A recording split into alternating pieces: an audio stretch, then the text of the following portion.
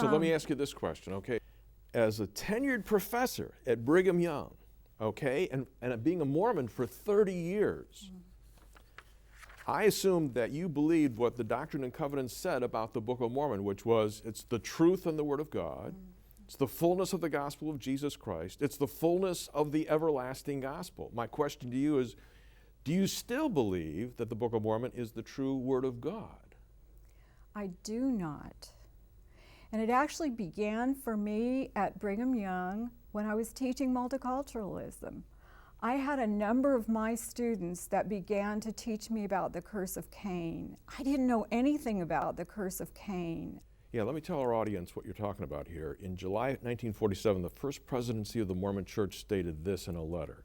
From the days of the prophet Joseph, right from the beginning, even until now, it has been the doctrine of the church, never questioned by any of the church leaders, that the Negroes are not entitled to the full blessings of the gospel.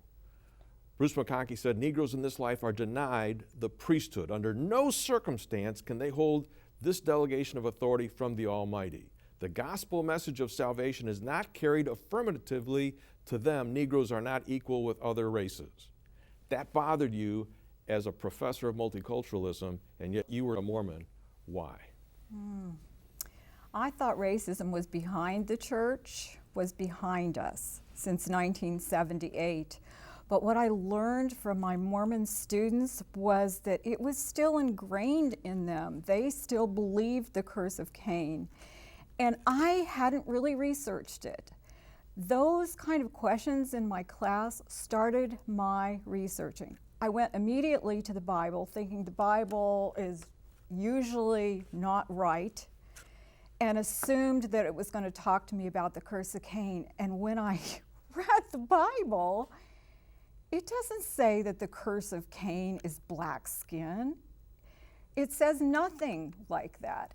I had to go to Mormon scriptures to get the idea that black was less than white, and from words like you just said from Mormon prophets.